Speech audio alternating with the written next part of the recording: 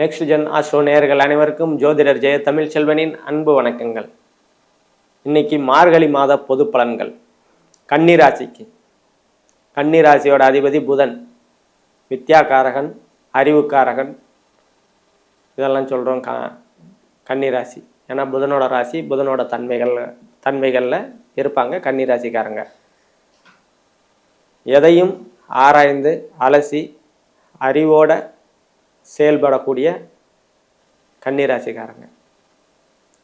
உங்கள் ராசியில் கேது இருக்கிறாரு, குருவோட, உங்கள் ராசி குருவோட பார்வையில் இருக்கிறதுனால அந்தஸ்து, கௌரவம், மதிப்பு, மரியாதை எல்லாமே உங்களுக்கு உயரக்கூடிய தன்மைகள் நல்லாவே இருக்குது இந்த மாதத்தில்.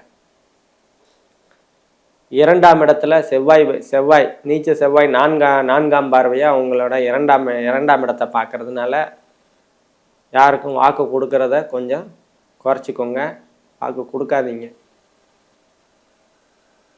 அதே மாதிரி தன வரவு சுமாராக தான் இருக்கும், வீண் செலவு செய்யாதீங்க. அதே மாதிரி குடும்பத்தில் சிறு சிறு பிரச்சனைகள் விலகக்கூடிய தன்மைகள் உண்டு. அதே மாதிரி உங்கள் ராசிநாதன் 3ஆம் இடத்துல இருக்கிறாரு. முதல் 20 நாள் அங்கே தான் இருப்பார்.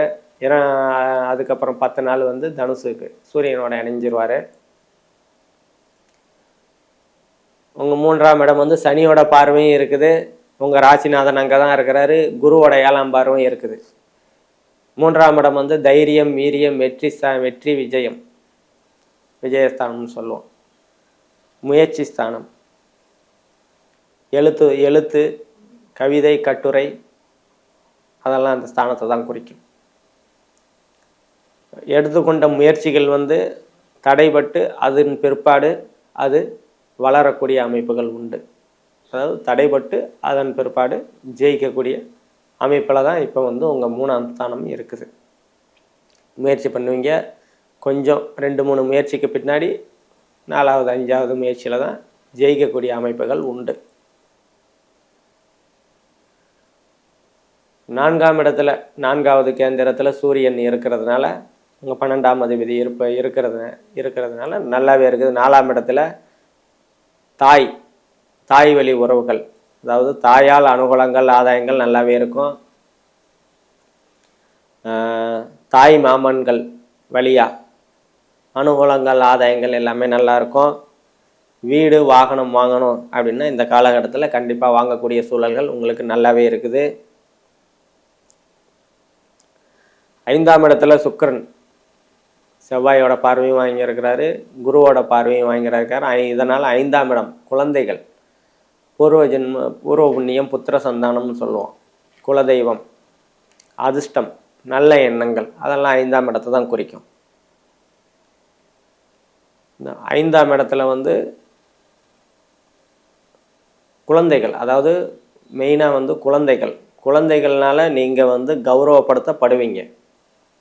உங்களுக்கு, அதாவது பெரியவங்களாக இருந்தீங்கன்னா குழந்தைகள் உங்களுக்கு நல்ல ஒரு அனுசரணையான அமைப்புகள் இந்த காலகட்டத்தில் நல்லாவே இருக்கும்.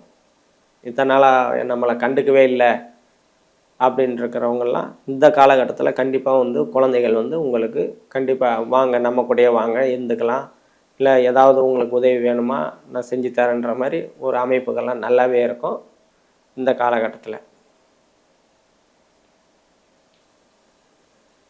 அதே மாதிரி 6ஆம் இடத்துல சனி பகவான் இருக்கிறதுனால வேலை, 6ஆம் இடம் வேலையில் சிறு சிறு பிரச்சனைகள் இருக்க தான் செய்யும். அது இன்னொரு 5 மாதங்கள் கழித்து சரியாகக்கூடிய தன்மைகள் உண்டு. 6ஆம் இடம் கடன், நோய், எதிரி, வம்பு, வழக்குன்னு சொல்லுவோம். சனி இருக்கிறதுனால அதை எதையுமே கொடுக்க மாட்டார்.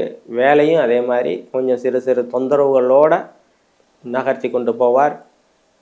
அது இன்னொரு 5 மாதங்கள் கழித்து அது சரியாகிடும். 7ஆம் இடத்துல ராகு, கணவன் மனைவிக்கிடையே ஒற்றுமைகள் நல்லா இருக்கும். ஏற்கனவே சண்டை போட்டு இருக்கிற கணவன் மனைவியெல்லாம் சமாதானமாகக்கூடிய தன்மைகள்லாம் இந்த காலகட்டத்தில் நல்லா இருக்கும். அதே மாதிரி 8ஆம் இடத்துக்கு சனியோட பார்வை இருக்குது. 8ஆம் இடம் தடை தாமதம்னு சொல்லுவோம். ஏதாவது வீடு கட்டிக்கிட்டு இருக்கேன், ரொம்ப நாளாக முடியல, கையில் காசெல்லாம் இருக்குது ஆனால் வேலை நடக்க மாட்டேங்குது, அப்படி இருக்கிற சூழ்நிலைகள்லாம் அந்த தடை தாமதங்கள்லாம் இன்னொரு 5 மாதங்கள் கழித்து விலகக்கூடிய தன்மைகள் உண்டு. அதே மாதிரி திருமண வரன் பார்த்துக்கிட்டே இருக்கிறேன், ரொம்ப நாள் அமையலை அப்படின்ட்டுருக்கிறதெல்லாம் இன்னொரு 5 மாதங்கள் சனி பயிற்சிக்கு பின்னாடி உங்களுக்கு வந்து சரியாக இருக்கும். அந்த தடைகள்லாம் விலகக்கூடிய அமைப்புகள் உண்டு. உங்களுடைய 9ஆம் இடம், 9ஆம் இடத்துக்கு 9ஆம் இடத்துல குரு இருக்கிறாரு. பாகியஸ்தானம், தந்தை ஸ்தானம், தான தர்மஸ்தானம்னு சொல்லுவோம்.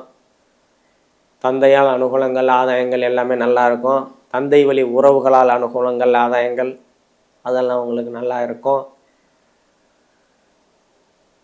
அதே மாதிரி தானம் தர்மம் பண்ணக்கூடிய சூழல்களில் உங்களோட வருமானம் பெருகும். 10ஆம் இடத்துக்கு உங்கள் ராசிநாதனே 10 நாள், அதாவது 20 நாள் கழித்து மார்கழி கடைசி 10 நாள் வந்து உங்கள் 10ஆம் இடத்தை பார்க்குறதுனால, உங்கள் ராசிநாதனே பார்க்குறதுனால தொழிலில் ஒரு முன்னேற்றம், பதவி, ஏதாவது பதவி உயர்வு, அரசாங்க வேலையினாலும் சரி, தனியார் வேலையினாலும் சரி, ஒரு பதவி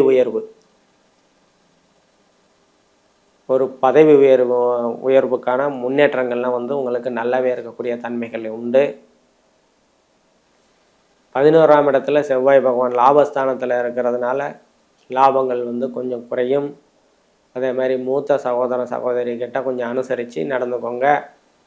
மனக்கசப்புகள் இருக்கும், கொஞ்சம் விட்டு கொடுத்து போகிறது இந்த காலகட்டத்தில் உங்களுக்கு நன்மையை கொடுக்கும். அதே மாதிரி 2ஆம் திருமணத்துக்கு எதிர்பார்த்துக்கிட்டு கொண்டு இருக்கிறவங்கெல்லாம் இந்த காலகட்டத்தை வந்து சரியாக வராது, இன்னும் கொஞ்சம் தாமதமாகும். செவ்வாயோட பயிற்சிக்கு பிறதான்.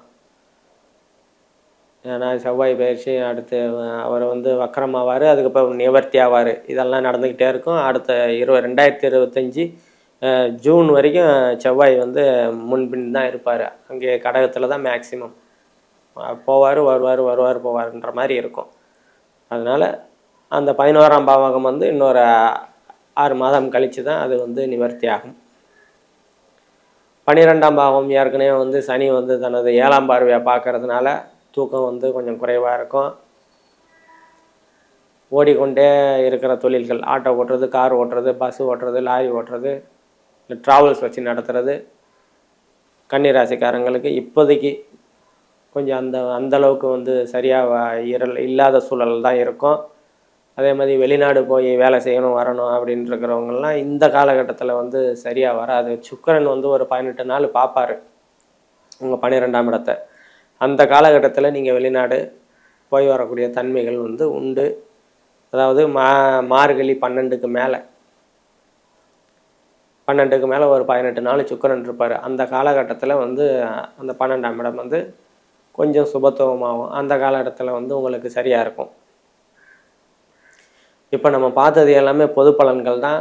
துல்லியமான பலன்கள் வேணும்னா கீழே நம்ம நம்பர் இருக்கும், கான்டாக்ட் பண்ணுங்கள். நன்றி, வணக்கம்.